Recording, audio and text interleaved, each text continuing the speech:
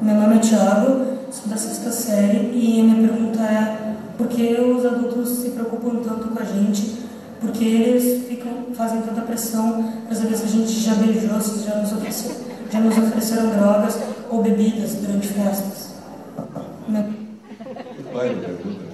Essa coisa da sexualidade, né? Eu acho que tem dois aspectos. Ficar perguntando para eles se já beijou, não sei o quê, eu acho que é pressão. Agora, ver negócio das drogas, eu acho que é uma necessidade de ficar atento. Claro que não precisa perguntar para o filho, a gente tem que saber com quem ele anda, né?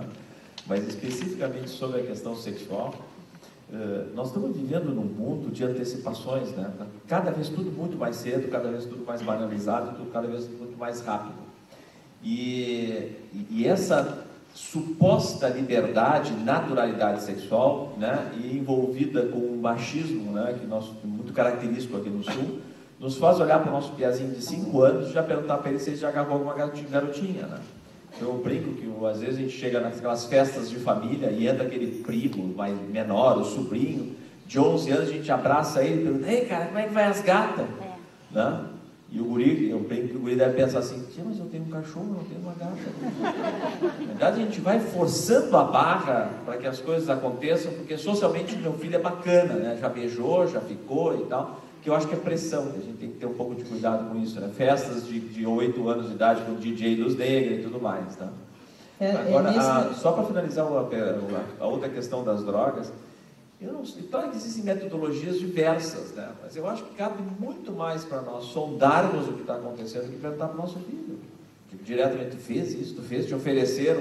Se informa com quem ele está, o que ele está fazendo, que tu vai ter muito mais segurança, e explique para o teu filho o que tu acha que é certo ou não é certo, né? Mas a coisa de ficar pressionando é chato. O resto é cuidado. Tem que ser que na realidade é cuidado isso. Especificamente já não existem sintomas e ideias que se tem de alguns que tem tendência a usar drogas, outros não. É possível já meio que a gente não pré-julgar, obviamente, né? Quanto mais condenar e tal, mas a gente observa quando a criança vai crescendo, se ela é muito ansiosa, se ela é um pouco triste, se ela busca algumas alternativas aqui, outra, se tem facilidade de expressar sentimentos, se busca esse ou aquele para conversar, tem mais ou menos, né? Ser influenciável ou não, perfeito, né? A personalidade firme, não diz sim, saber se posicionar, saber né? se posicionar, e isso mais ou menos já vai dando noção. E eu acho que a mãe lá falou, quando tu olha, dependendo, para quem tem mais de um filho, esse aqui eu posso deixar, esse aqui eu já vou ter que cercar aqui, esse aqui eu vou ter que dar uma olhadinha ali, e cabe ao pai, a mãe, avaliar o filho, e como é difícil, né? Porque a gente projeta não só a gente mesmo no nosso filho, e projeta, no caso meu, a mãe, e no caso da mãe, o pai, e como é terrível a gente ver os filhos com os defeitos do teu companheiro, né? Que merda, né? A sua vida inteira engolindo as se são separados, pior ainda. Se são separados, pior ainda. E aí só pode corrigir o filho porque daí tu tá, entendeu?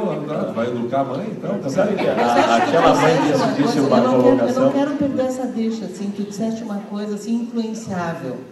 Se a gente souber dizer não para os nossos filhos, eles vão aprender a dizer não. Eles vão aprender a dizer não para aquele coleguinha, dizer, dá uma puxadinha aqui, ele vai saber dizer não. Se eles não aprendem conosco a dizer não, eles vão aprender com quem? Porque quando a gente, um dos primeiros organizadores mentais, né, segundo o Spitz, é o não. Quando o bebê, a mãe dá alguma coisa para comer, ele não quer, ele faz assim, né?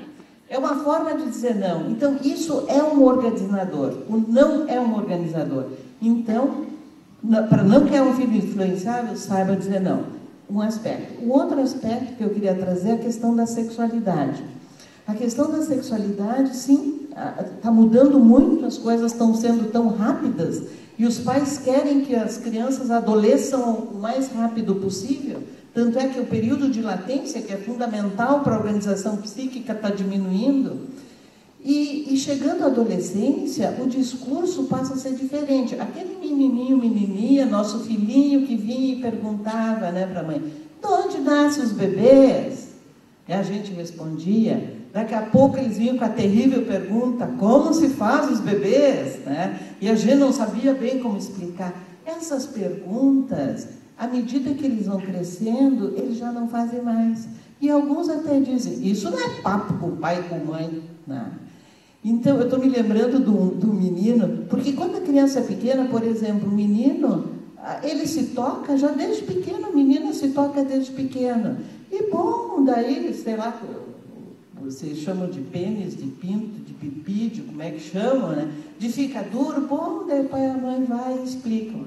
Mas quando começa a crescer, né? Quando chega na puberdade, que tem todas as mudanças corporais, eu acho importante a gente falar sobre isso, acho que tu és bem adequado para falar, tem uma série de mudanças corporais e que esse púbere, ele já não se reconhece no seu corpo. Ele já não é aquela criança, ele não é um adulto, e ele está num corpo novo que nem ele conhece. Eu me lembro, um dos meninos que eu atendi, ele me disse assim, que quando ele estava na sala de aula, daqui a pouco ele me diz assim, toim, ficou duro. E daí ele olhava dos lados para ver se alguém enxergava, punha o livro em cima, desesperado, não sabia o que fazer. E a professora pede para ele no quadro. Daí sim, daí é a pior coisa. Sabe que eu lembrei eu lembrei da historinha do menininho que baixou o calçãozinho para a menininha e disse, tu não tem um desses aqui. E a menininha olhou para ele, baixou a sainha. Mas a mãe disse que eu tendo uma dessas aqui, eu tenho quantos eu quiser desses aqui. Sabe que, aproveitando o comentário que aquela mãe colocou, Posso concluir meu pensamento? Só para concluir. Então, uma das coisas que eu converso muito com os pais, que não adianta a gente chegar e perguntar, quer saber alguma coisa, quer isso, quer aquilo. É o interessante os pais começarem a contar a sua experiência. Tipo assim, na minha época eu não tinha muita coragem de conversar com meu pai, com a minha mãe sobre isso, mas eu me sentia assim, eu me sentia assado. Todos nós passamos por essa fase, a gente lembra.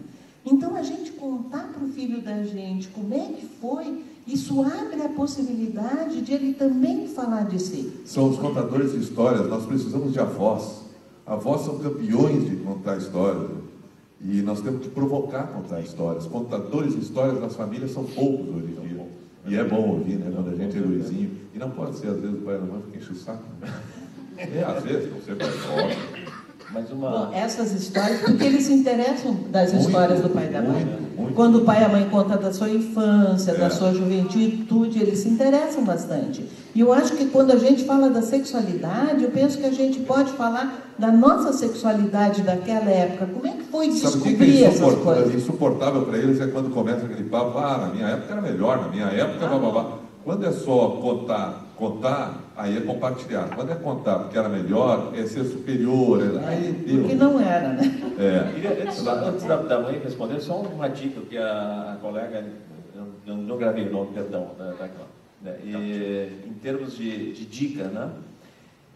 Sempre que vocês puderem trazer os amigos dos filhos de vocês para dentro da casa de vocês, vocês vão estar tendo um ganho muito grande de conhecer o entorno, o comportamento dos filhos. Então atraiam para dentro de casa, façam parceria entre os pais, um pouco aqui, um pouco lá. Quanto mais vocês enxergarem todos, vocês vão saber exatamente com quem os filhos estão lidando. Segundo, não deixem de buscar em festas. Eu não diria levar, buscar sempre. Porque o levar está todo mundo arrumadinho, bonitinho, todo mundo cheiroso, dizendo que está ótimo. Buscar que a coisa complica. E se possível, chegue na festa alguns minutos antes para vocês sentirem o clima de longe, como é que está. Né?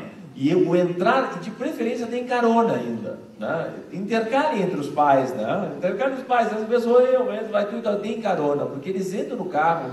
E eu me lembro que eu ia buscar meus filhos sempre de pijama.